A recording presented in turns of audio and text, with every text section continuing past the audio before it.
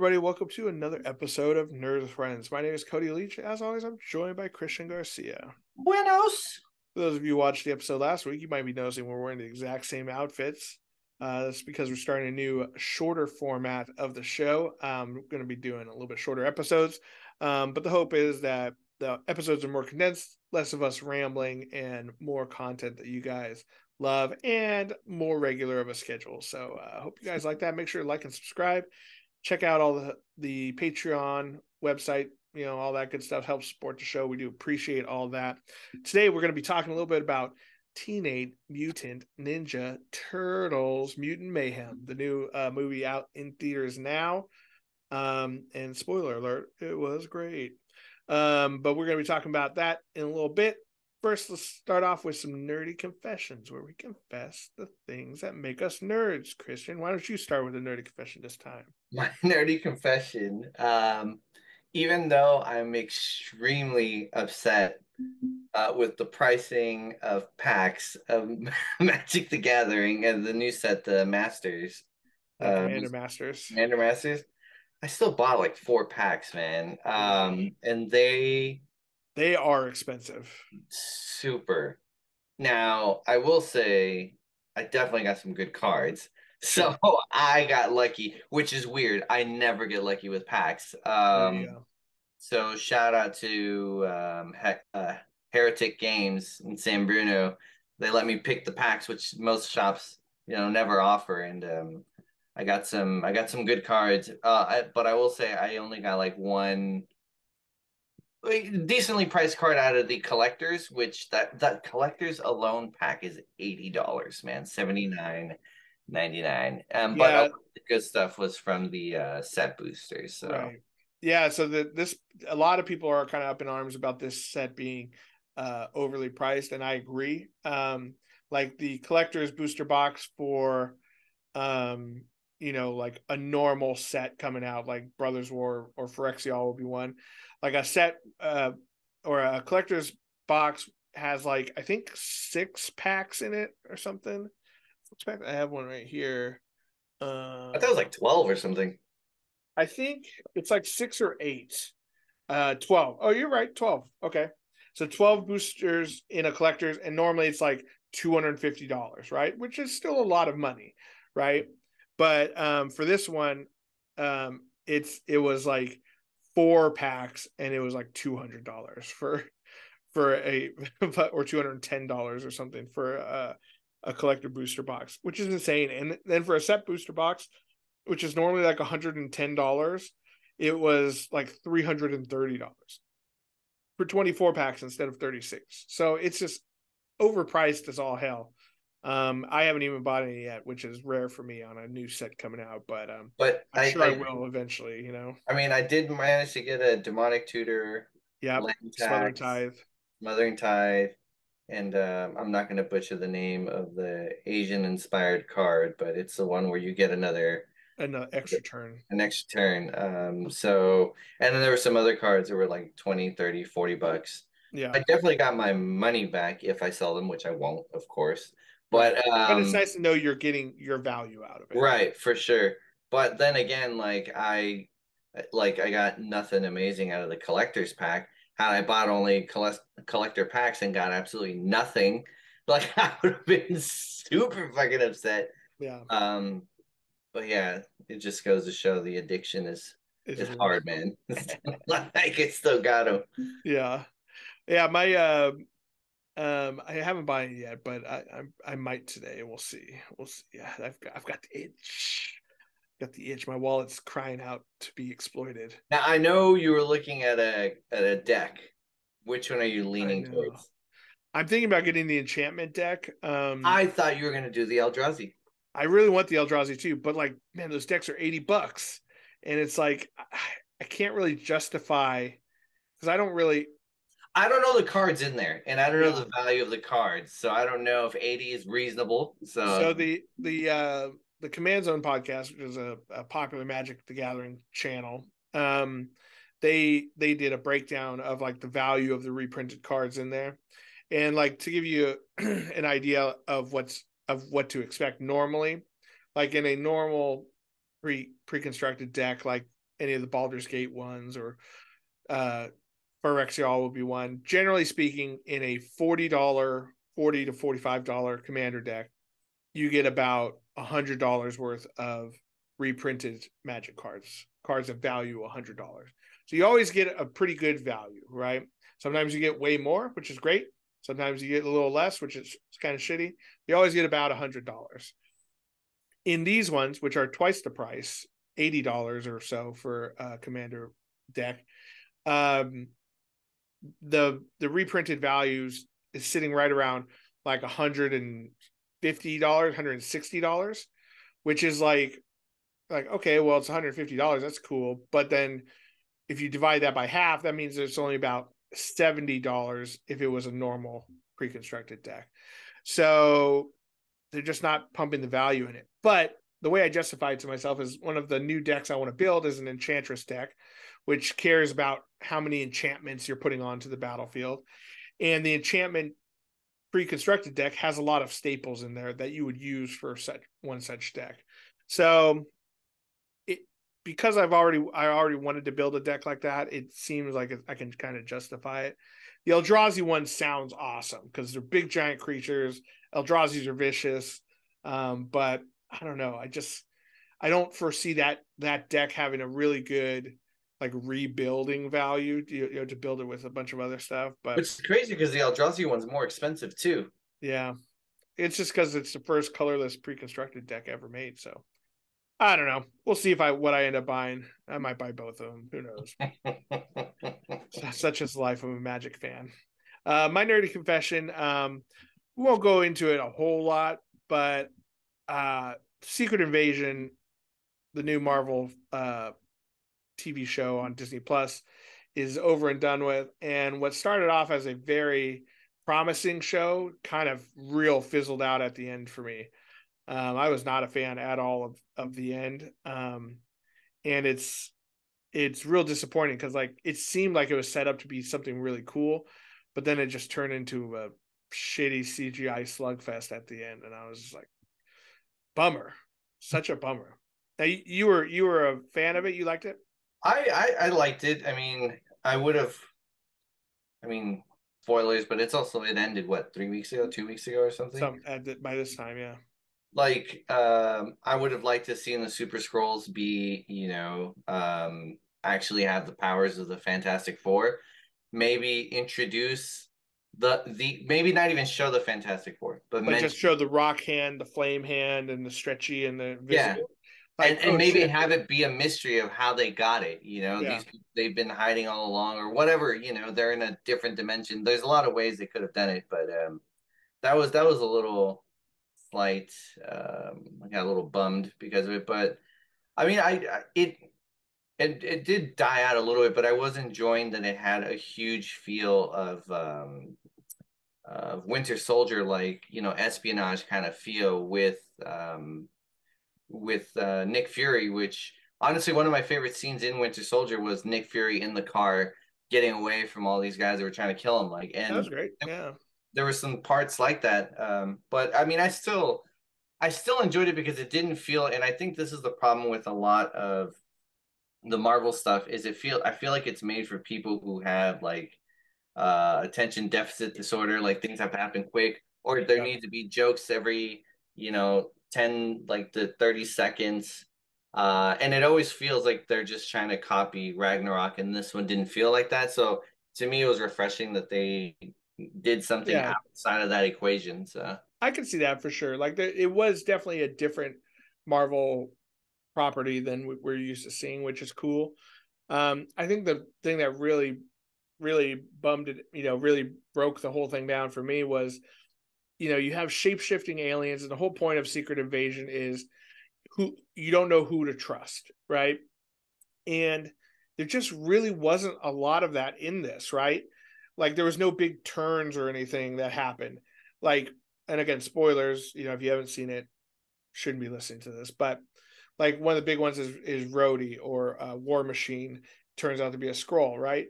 But from the beginning, every interaction he had with Nick Fury, he's being an asshole, and he's never shown any sort of like animosity towards him before. And I'm like, oh, he's obviously a Skrull. And so like the reveal didn't really make sense to me. Like it wasn't a big shock to me. I'm like, obviously he was a Skrull, right?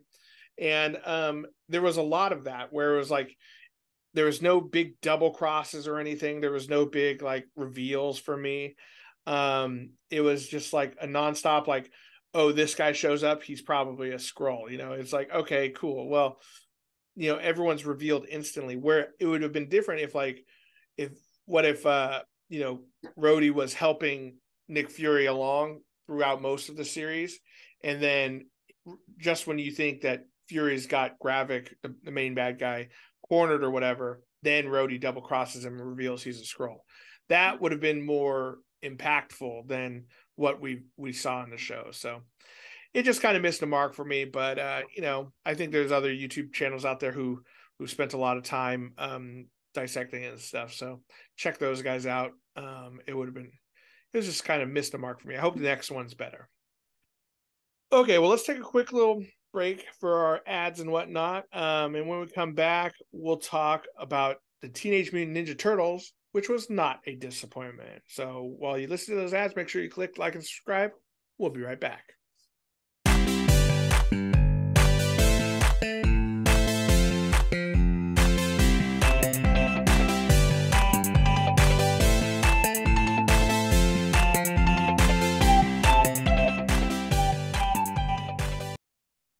And we're back. All right. If you were telling me even like a year ago that there's going to be a new Ninja Turtle animated movie coming to theaters, I would have been like, big whoop-de-doo. No one cares. Who cares? Ninja Turtles haven't been good in so long. But I will say I was pleasantly surprised by this one. How did spoiler free for the movie? So in the beginning here, how did you like the movie, Christian? It was great, man. It was really good, even with you telling me beforehand that you really enjoyed it. My expectations were high, and it was great, man. Definitely recommend people watching it. Go watch it twice so we can get more great content. Fucking Seth Rogen, man, coming out with some bangers, dude. Yeah. Yeah, and This, I think that's a the big part of it, is boys. having someone who obviously loves the property Yeah, taking care you of it. could feel it. Yeah, you could tell that Seth Rogen is a huge fan of He Ninja had all Turtles, the same and toys I did, you could tell that Michael Bay didn't even know what a Ninja Turtle was. So, Absolutely. Yeah, I think without giving anything away right now, I'd say my best review is it's what Enter the Spider-Verse was to Spider-Man. This movie is to Ninja Turtles. I think it was that good, and it like is going to hopefully propel the future of the Ninja Turtles into the future, and hopefully we'll see a lot of great stuff come from this. But let's get into some spoilers, Christian. Let's talk about the nitty gritty parts of the movie that we liked, and even parts that we didn't like, if there were a few. Um, but so this movie basically, it really focuses on the teenage part of the Teenage Mutant Ninja Turtles, right? I think a lot of the original cartoon, even, and the live action movies, and even the Michael Bay movies, all the turtles seemed older than teenaged. Like maybe they were late teens, like, or whatever. But the original live action movie, they were straight up like fully grown men, basically. And this one, they really have a younger feel to them, and their relationship with Splinter is much more of sons and a father than like ninjas and their master kind of thing. And I really enjoyed that. I thought it was really fun to see that relationship. And then the big part about this one is they're fighting other mutants led by Superfly, which is voiced by Ice Cube, and his gang of other mutants, which include Bebop and Rocksteady, yeah, couple Ninja Turtle Wingbat classics, or yeah, Wingbat Wingnut, or Wingnut. Sorry, Wingnut. Wingnut, uh, Mondo. Leatherhead, Mondo Gecko. What's the Stingray's name? Ray Oh, forgot. Ray Finn or something like that. Yeah, and I don't know who the voice actor was, but he was great. It was Post Malone. Was it? Yeah, That's why he was singing. yeah, That's fucking hilarious. it was so good. I was Uh, like, I was Mondo like, I Gecko was don't. Paul Rudd. Yeah, and see, you beat me too because I was like listening to Mondo, and I was like, I know this voice. This is a very likable guy, and he plays a very like. Even when he was a villain, I was like, he's a Yeah. very likable villain. And then You it got wasn't. to go. Yeah, it was like somewhere towards the final act when they're fighting the boss. I'm like, that's Paul Rudd, and I leaned over to I was like, it's Paul Rudd, it's Paul Rudd. It's like, no, it's not. I was like, yeah, it's definitely Paul Rudd. Definitely Paul Rudd. Yeah, and then Seth Rogen was Bebop, and then Yeah. John Cena was Rocksteady. I was surprised because I knew Seth Rogen was Bebop. It was definitely obvious. But I was like, who's Rocksteady? I was like, that also sounded kind of similar. I was like, John Cena. I was like, well, I had no idea. Like, I had no Yeah, idea. and then I think Leatherhead was Rose Byrne, who she's really funny too. She's been in a lot of Seth Rogen movies and stuff. You know her if you saw her. And Yeah, it was April great, man. Neal Oh, was and Jackie Chan, we should say, is oh, Master I knew right away as soon as like he started speaking, I was like, that's Jackie Chan. And Sabrina, Yeah, no, it's not. I was like, that's super Jackie Chan. I'm like, dude, that's Jackie Chan was so funny in it too. Like the yeah, lines they had him say, like he's like, "You ratted us out." He's like, "Hey, don't use that word." not like that. Not like that. And the whole him like as a single dad and stuff, growing these little turtles and stuff. Although I would say I will say it was fucking hilarious that they gave him a Chinese voice but made him super Jewish looking. It was fucking hilarious. Yeah, And he had the Jew fro. He was yeah, with the mustache. the mustache, and like they did. I love that they paid homage to like the original like outfit with the big shoulder pads, but it was definitely like a dad sweater, like Yeah, cardigan that was like cut up and stuff. yeah. It was. I mean, it was great.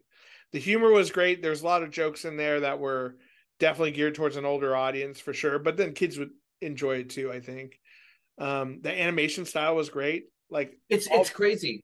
It's crazy the animation style because yes, it had something similar to Spider-Verse, but it was very stylized, but there were certain parts where the color and the hues were so good that it's like it almost looked real. Like in yeah, particular the action scenes right in the beginning or when the human bad guys were stealing some of the equipment and they shot it like a action film yeah. and it was really cool. It was crazy. It was good. I'm actually surprised you like the art style because I thought it had the elements of what you hated in the new Spider-Verse, but I really enjoyed it.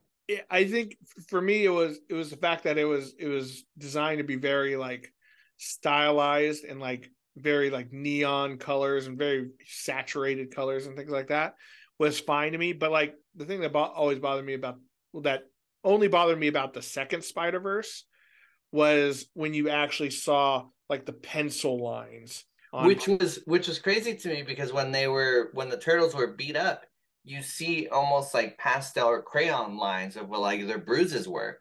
And I thought you would have disliked that, but it was cool. I don't mind it being artist like stylized, right? It is very much a comic book style. It looks like the back of a cereal box or something, right? But the like specifically when there's pencil lines that float out in front of the person's body, that's what kind of I was like, I don't like that. I don't know. It's a visceral reaction that I had to the newest Spider Verse, and I didn't see that in the first Spider No. Verse, But like I do like, how like the further out in the city you are, the less like focused and defined everything is. That to me I thought was cool. And you're right. I think it in certain scenes it did almost look um like realistic. It almost looked like a weird claymation or something. Yeah, it was really Um, it was really dope. Yeah. I thought they did a great job. And I think they also did a good job not focusing on the shredder from the beginning. Yeah. Because like I think that's the same way that a lot of Batman movies go wrong is it's always about Batman and the Joker, right? And it doesn't always have to be, like we know there's other bad guys out there. The Ninja Turtles have again, that original show, the cartoon show based off the comic books, was like, it was made to sell toys. You know what I mean? And so there's this huge backlog of different villains, and I think focusing on some of the other weird mutants out there, I think was a cool choice. And now, yes, at the end there was a little teaser for the Shredder coming in the next movie or show or whatever, but it not focusing on him, because like if you beat the Shredder in the first outing, he doesn't make him seem like that big of a bad guy. You know what I mean? So Yeah. I'm glad they focused on other stuff for sure. I was pleasantly surprised when I didn't see. We're doing spoilers, right? Yeah. So the big bat or what Ice Cube had turned into towards the end, I had no idea that was coming because when they were fighting him inside what would to me seemed obviously the Technodrome, because it had like all the elements, the hole and the little laser that was shooting out.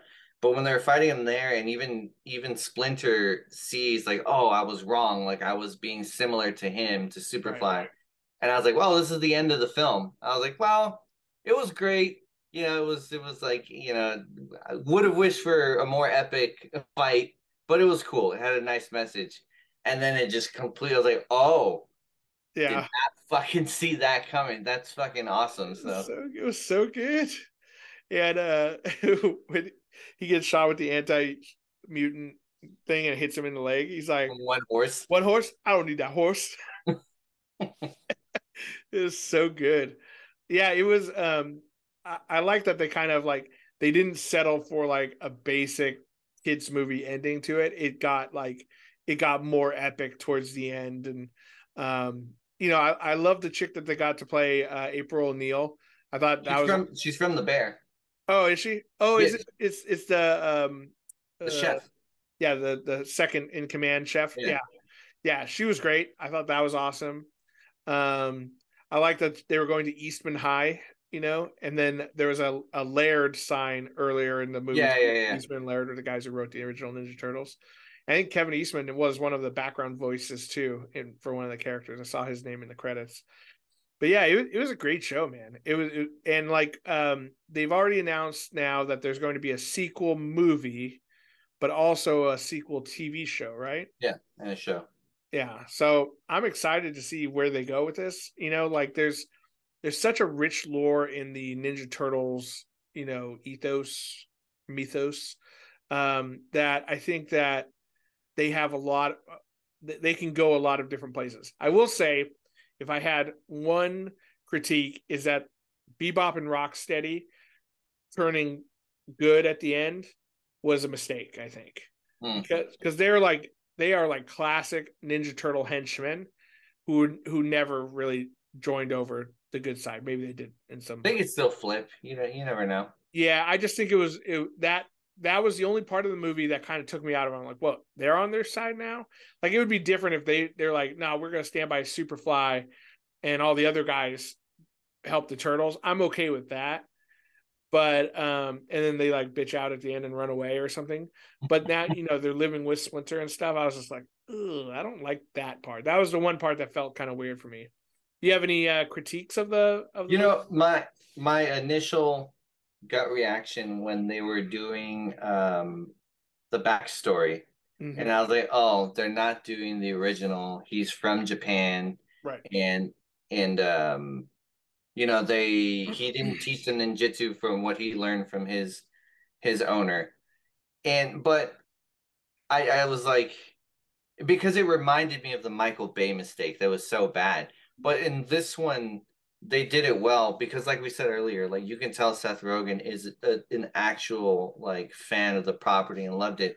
That it was done well, and it just suited. It made the story so much better and what they were going for, and also like the cartoon that we grew up with that we loved was different than the comics. The comics were very dark, and it's just like each rendition is for that generation. It's like that 90s attitude, Ninja Turtles, that was us. And this one, I was like, this is for the next generation. It's moving on to the next group of kids. And it's like it was done well that it was easy to move past, but a Yeah, knee-jerk reaction was just like, oh, they're not doing that. And then I was like, no, it makes sense. And it was done really funny, and it yeah, made sense when Splinter takes them out into the world and everyone's like, ah, fucking freaks. That's not yeah, a Jewish guy with ugly kids. That's a fucking rat. It's yeah, like yeah, yeah. I think you're right. I think the it's okay for me for things to evolve, and I think I think that's one thing that a lot of nerds have a hard time with is watching a property that they grew up with change with the modern generation, right? And I think if it's done poorly, it can be very hard, right? If it's if they completely change the the He-Man Kevin Smith one was a perfect example, right? Where it's like they they completely change what He-Man is about to fit what they think the modern generation wants to hear. But it's like, well, like it's okay for it to evolve, but let's still make it about He-Man if it's called Masters of the Universe, that sort of thing. And I think while some of the details were changed in this one, it's still very much about that relationship between this adopted father and these four young, turtles who, learning ninjutsu and fighting against the force of evil and searching for their place in the world kind of thing. I think the spirit of it is still there and it's close enough where it it respects the original content and it's different enough where it keeps it fresh and exciting. I mean, and it definitely worked. Like those turtles were obviously fucking nerdy kids that just wanted to fit in, Right. and like who the fuck didn't want that growing up as a nerd? Like I just want to fit in, man. Like I Right. just want to fit in with the crowd, Exactly. and it Just want to be a definitely, kid. yeah, I just want to be a fucking kid, man. And it had a message, and it definitely worked. You could tell, like, oh, Seth Rogen was probably picked on, Yeah. like he just wanted to fucking fit in, and this is the story he's telling, man. Yeah. And it was well done, dude. Like she's gonna be mad for me saying this, but Sabrina cried like twice. Like, watch this. Yeah. They just wanted to fit in. They just Yeah. wanted to be like. They're Yeah. such, they were such good boys. Like that's all they were. When he has the pizza party for them at the end and he's Oh, that was that Chris part. I was, Pine, yeah. all the Chris's. Or or when he thinks they're coming home and it's everybody, oh, are you guys done being mad at me? It's like, oh, he just wanted his boys home. That's all he wanted. I know, I loved it. I loved every minute. And Or I when mean, when he shows up to save them, he's like, I'm here to save you, even though you lied to me. You lied to me this Jackie time. Chan killed it on that role. It was so good. Um, I even loved when he's fighting, he was using his environment and getting hit. They did it like how he fights in his movies. It was so well done. yeah, 100%. It was great. Everyone needs to go out and see it and support the movie because it's rare that we get something like this where it meets and exceeds all expectations. And, we got to support movies like that when they come out, like Spider-Verse, because we want to see more of that stuff. We don't want to see more Michael Bay bullshit, right? We want to see stuff where it's like adapting the stuff we like by people who obviously liked it too.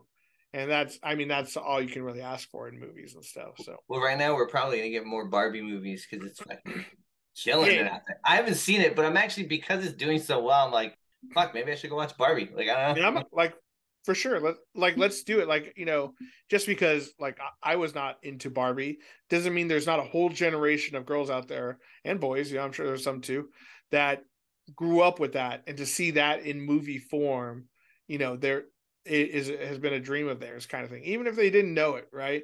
So I'm all for it. I haven't seen it yet either, but I will be watching it eventually to kind of see what all the hype's about because if something's good, it should be rewarded for being good. It's like, movies with the way movies have been going the past few years since COVID, it's like we got to support the ones that are good because, we want more. I don't want movies to go away, and if people stay out of the theaters, there's very little motivation for them to keep putting out good movies. Well, So hopefully the writer's strike will fucking end soon. I don't know. I don't know what we can do to help, but yeah, I think, it's just it's tough because like the studios just need to pay people a living wage, and until that gets settled, the people who are suffering are the writers who are already suffering, and then us as the fans. The studio heads, they're still making money. They're still making their money off of me with my Netflix subscription every month, because it's too much of a pain in the ass to cancel it and then have to re-sign up for it, Yeah, so because Deadpool got pushed back. everything got pushed back. Yeah, I mean, what Craven the else? Hunter, your favorite movie, is pushed back like a year.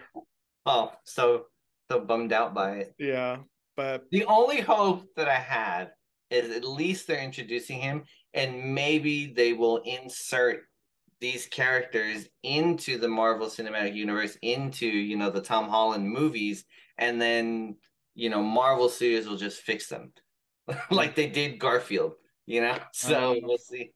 I don't know. We'll see.